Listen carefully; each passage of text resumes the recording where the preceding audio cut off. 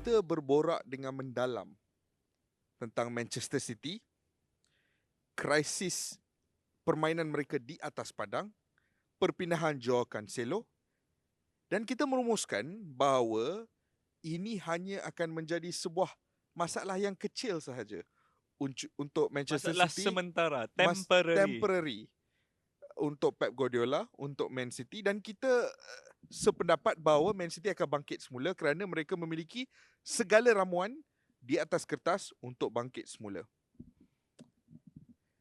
Minggu ni, aku masih setuju yang mereka memiliki ramuan di atas kertas untuk bangkit semula. Tapi berdasarkan perkembangan terkini, aku sekarang ni was-was berapa lama dia akan ada ramuan tu atas kertas. Pep Guardiola memang boleh membangkitkan semula kelab anda. Memang bagi aku Pep Guardiola jurulatih terbaik. Dan Pep Guardiola can easily revive this team.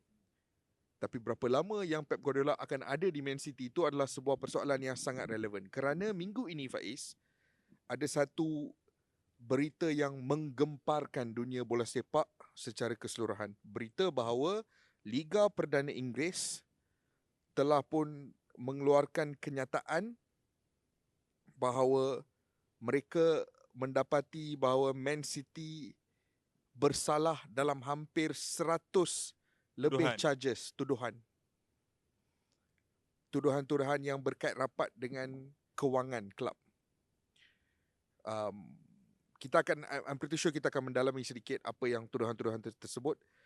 Tapi tuduhan-tuduhan ini adalah berskala besar to the point yang ia boleh melihat Man City sekiranya dibuktikan bersalah berdepan dengan pelbagai jenis hukuman termasuk relegasi, termasuk pemotongan mata, termasuk juga pembuangan daripada struktur bola sepak secara keseluruhan. Banyak possibility dia. Apa reaksi hang bila hang first? Aku mula-mula gelak tau Faiz bila aku nampak. Sebab minggu lepas kita puji di atas padang. Tapi minggu ni kita digemparkan dengan sesuatu yang sebenarnya bukan mengejutkan. Dia bukan mengejutkan sebab kita tahu tentang skandal ini dah telah pun dikeluarkan di media sosial buat bertahun-tahun dah. Apa perasaan pertama hang bila nampak? Ya macam ni, di Bola Itu Live, aku rasa rakan-rakan Bola Itu Live kita pun semua bersetuju dan sangat faham bahawa di sini kita membicarakan tentang ruang, peluang, semangat, kisah-kisah kebangkitan bola sepak dan di luar bola sepak. Asalkan itu sukan dan kadang-kadang bukan sukan pun, kita akan bicarakan di sini. Semuanya yang positif-positif belaka. Tetapi tak ramai ini berkenaan dengan individu di luar sana yang kita lihat hari-hari di kaca TV. Tapi tak ramai orang yang menghitung ruang, peluang, ancaman ataupun apa saja untuk kita, Kish. Contoh dia minggu lepas kita membicarakan tentang betapa hebatnya dan betapa Manchester City boleh kembali dalam perebutan tahta Liga Inggeris. Tapi minggu ni dia menidakkan apa saja yang kita cakap minggu lepas. So, menjawab kepada persoalan hang, apakah perasaan aku rasa bodoh sekejap masa tengok tu rasa bodoh. Terus aku teringat dekat Rival Gym Setapak tu aku teringat. aku teringat. Hang ulang-ulang setapak tu yang aku tak boleh tahan tu tangan. Dia macam ni Kish, betul macam Hans cakap tadi. Benda tu berada dalam kepala kita lama. Okey, bahawa Manchester City adalah kelab yang mewah menggunakan state-funded money. State-funded money ni boleh dikatakan bottomless.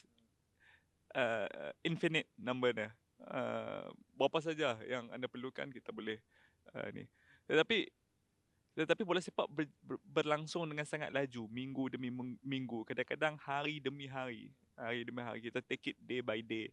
Berlangsung dengan sangat laju sehingga kan benda tu dah terperosok jauh dalam kepala kita dan kita dah tak ingat dah pasal benda tu, kan? So bila datang balik, itu yang tak mengejutkan kita sebab dia memang dah ada. Dia memang dah ada benda tu. Aku rasa kita boleh start dengan benda ni. Just to give a basic understanding of sebenarnya apa yang Man City buat. Konsep dia simple. Financial fair play ni, dia memang nampak seperti sebuah undang-undang yang kompleks. Tapi prinsip dia tu basic, prinsip asas dia tu straightforward. Prinsip dia adalah anda hanya boleh berbelanja duit yang anda buat sebagai sebuah kelab. Maknanya contoh kalau anda punya profit sebagai sebuah kelab tu adalah lebih kurang 200 juta dan anda boleh berbelanja 200 juta saja.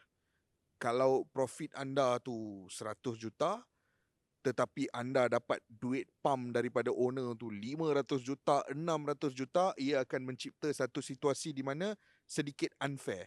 Kerana kelab anda ada financial edge berbanding dengan kelab-kelab lain. So, financial fair play ni prinsip dia basic. Dia nak memastikan semua kelab di luar sana ada equal playing field. Ada kebolehan untuk beraksi di playing field yang sama. Man City, apa yang dia buat bertahun-tahun sejak pengambilan daripada keluarga daripada UAE Abu Dhabi, yes. Abu Dhabi Group. Apa yang dia buat adalah dia menyalurkan dana kepada kelab melalui sponsorship yang dia punya nilai tu sangat inflated. Contoh, dia nak bagi kelab ni 300 juta. Ni contoh bukan aku nak cakap exactly this what happened, tapi contoh. Dia nak bagi kelab 300 juta tapi tak boleh sebab FFP. Apa yang dia buat? Dia akan create banyak companies di luar, pump duit masuk ke dalam company tersebut dan company tersebut yang akan sponsor Man City dengan nilai tajaan yang sangat tinggi. Dan berdasarkan banyak investigation yang telah pun dilakukan, terutamanya melalui dokumen-dokumen yang surat khabar tabloid Jerman Der Spiegel dapat, apa yang mereka buktikan adalah bahawa banyak company-company ini yang kononnya sponsor Man City dengan tajaan yang tinggi, sebenarnya pekerja pun tak ada, Faiz. Aku nak tergelak. Headquarters pun tak ada. Aku nak tergelak tak kenapa? Dalam kepala aku dan Hang, aku tahu ada nama satu company. Tapi aku malas nak sebut dekat sini. Ada company tu lah. Saya sangat mengetahui company tu. Kalau company anda nak tahu company apa yang saya dan Kish fikirkan ketika ini, DM. Tak boleh cakap kat sini. DM. Company tu, the only tease yang kami boleh bagi, company tu ada perkaitan sedikit dengan Malaysia lah. Ya, itu sahaja. Okay. Tapi secara amnya itu yang City buat. Kesalahan paling brutal yang dia ada is, dia menaikkan nilai tajaan kelab dia, dia menaikkan kedudukan kewangan kelab dia by artificially sponsoring kelab dia. Buka company-company luar, pump duit kat situ, lepas tu paksa company tu taja Man City. Seolah-olah bila nampak dalam buku account tu, nampak seperti ini bukan duit daripada owner, ini duit penaja. Tapi penaja tu sebenarnya direka cipta oleh owner. Ini adalah majoriti daripada kesalahan. Adalah benda-benda lain macam diorang sorok sedikit kos-kos yang melibatkan kelab. Contohnya kalau tak silapku, Roberto Mancini punya gaji tu directly invoice dekat Abu Dhabi lah, apa benda, macam-macam lah.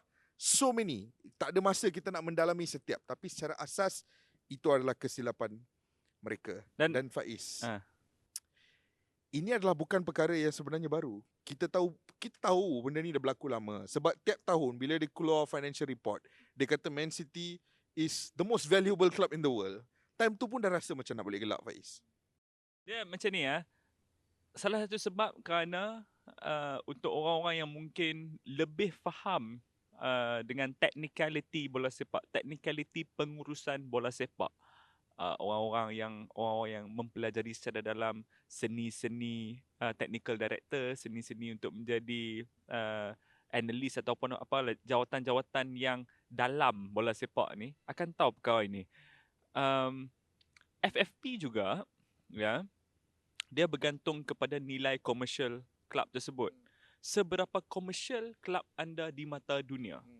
Walaupun Manchester City menang 6 kejuaraan Premier League semenjak pengambil alihan Abu Dhabi Group, tak ada siapa boleh kata Manchester City berada di top 10 world renowned club yang ada heritage, yang ada culture, yang menyebabkan dia diikuti di serata dunia, diikuti dengan fanatik di serata dunia. Just nak campur simple comparison. Last 10 years, Man City berapa banyak menang Liga Perdana Inggeris? Manchester United tak menang sekali pun Tak in menang the last sekalipun. 10 years. Ya. Tapi sampai sekarang Man United akan ada nilai yang lebih besar. Nilai yang lebih besar. Ah. Sebab ada budaya menyokong, ada heritage, ada warisan, ada pun apa football heritage. Itu tak boleh kita tolak, kan? Sebab budaya ni hang boleh falsify dokumen tapi hang tak boleh falsify sokongan. Dan ini yang menjadi salah satu faktor penting Der Spiegel meneruskan siasatan ni sebab tak logik. Tak logik. Mungkin sekarang ni Gen Z mungkin akan ada banyak yang sokong Manchester City sebab mungkin ketika mereka dah mula faham tentang bola sepak, Manchester City sudah pun berada di atas. Tapi tetap saja budaya tu tak ada, budaya ataupun heritage tu tak ada. Apa yang aku nak cakap di sini adalah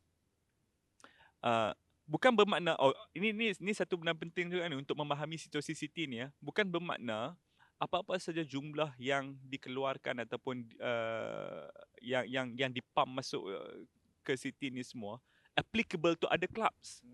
Mungkin jumlah ini kalau ada dekat Real Madrid, Barcelona ataupun Manchester United masuk akal. Dia masuk akal. Sebab ini adalah global powerhouses dalam bola sepak kan. Manchester City tak. Kish.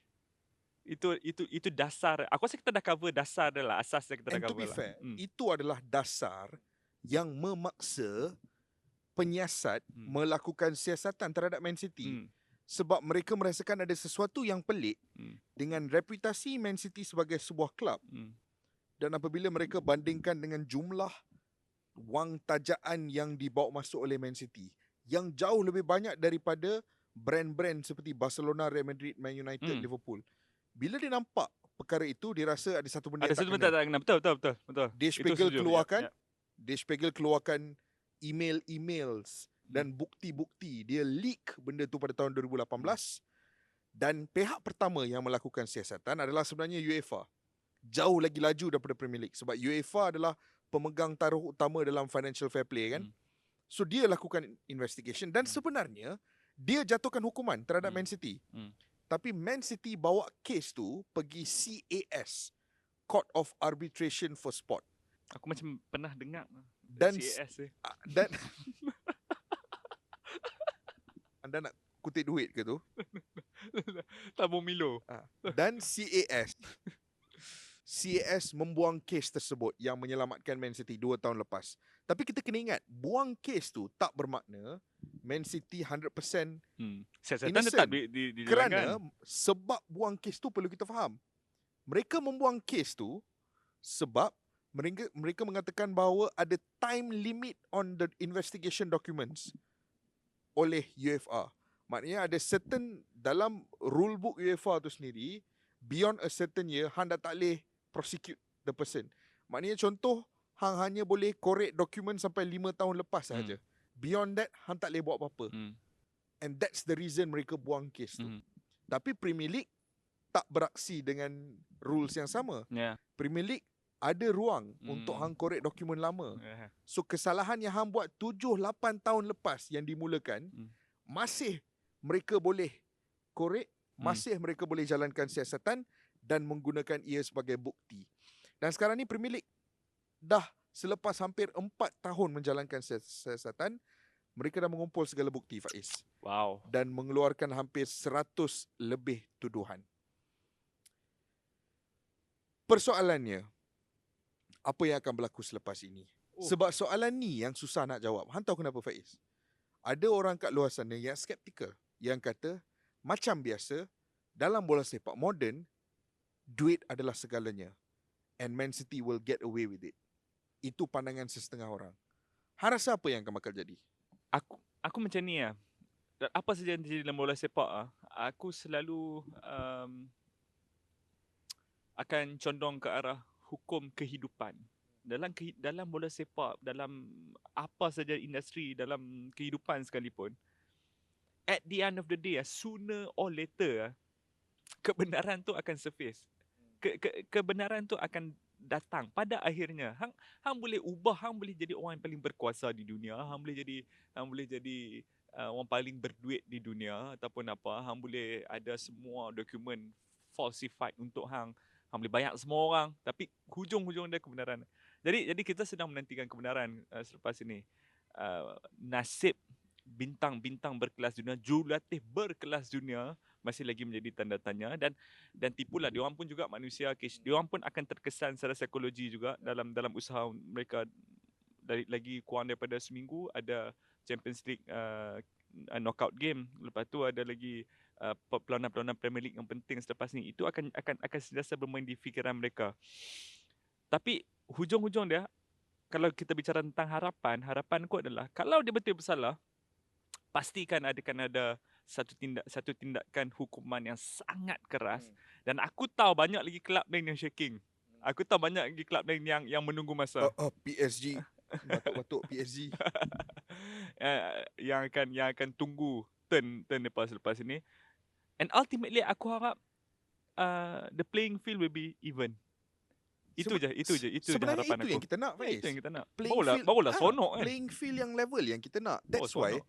bila setiap kali kita tengok berita klub-klub kat Premier League keluar 300-400 juta, fan-fan klub tu berseronok kat media sosial, walhal dekat La Liga dengan Serie A tu nak keluar duit pun struggle. Kalau korang rasa itu adalah perkara yang normal, korang balik, pandang cermin, tanya diri sendiri, apa yang sebenarnya korang minat? Apa yang sebenarnya korang minat? Sebab bola sepak ni sebagai sebuah sukan hanya best apabila ada level playing field dan ada pertarungan luar biasa di antara institusi ini di atas padang. Bukan sesebuah pasukan tu menang berdasarkan kekuatan. As good as beli kejuaraan lah. As good as beli kejuaraan. Apa yang Man City buat ni tak masuk akal. Sebab mereka tak ada football heritage, mereka tak ada sejarah yang luar biasa, tapi nilai tajaan tiba-tiba sangat tinggi. Ini mereka secara amnya mereka telah menipu kita semua. Yeah. Anda yang kat rumah tu tertipu selama ni dengan Man City. Memang kena tipu habis dengan Man City. Dan aku yakin apa yang kita rasa pada ketika ini adalah sesuatu yang akan dirasai oleh karakter seperti Pep Guardiola. 2 tahun lepas apabila Court of Arbitration of Sport tu buang kes Man City, Pep Guardiola pernah cakap, saya hanya defend club saya sebab saya percaya dengan apa yang mereka memberitahu saya. Saya percaya dengan penerangan mereka. Yalah, dia kan coach bola, dia bukan financial expert. Takkan dia nak buat financial investigation kan? Sebagai coach, dia boleh fokus tugas dia. Apa yang berada dalam kawalan dia. Apa yang berada dalam kawalan dia. Bila keluar rumor-rumor macam ni, dia hanya boleh tanya bos-bos dia apa yang sedang berlaku. Dan kalau explanation dia orang logik, dia kena percaya dan move on. Dan dia kata, saya hanya defend mereka sebab saya percaya dengan apa yang mereka menceritakan kepada saya. Tetapi kalau tiba satu hari di mana saya mendapat tahu bahawa mereka menipu kepada saya akan menjadi orang pertama untuk meninggalkan institusi ini. Dan aku yakin, Faiz, kalau Man City disahkan melakukan segala kesalahan tersebut dan mereka dijatuhkan hukuman, Pep Guardiola akan meninggalkan klub serta-merta. Aku yakin dengan benda tu. Aku cukup yakin dengan benda tu. Sebab dia datang daripada background yang berprinsip. Kan? Catalonia, Barcelona. He knows the meaning of struggle, kan? Aku yakin dia akan meninggalkan. And aku rasa ini ada potensi sekiranya wang tidak mendominasi apa yang bakal berlaku, sekiranya kebenaran itu betul-betul keluar, aku yakin ini boleh jadi satu, aku nak guna perkataan ni, maafkan aku Faiz, satu anjakan paradigma yang baru untuk bola sepak. Aku terima.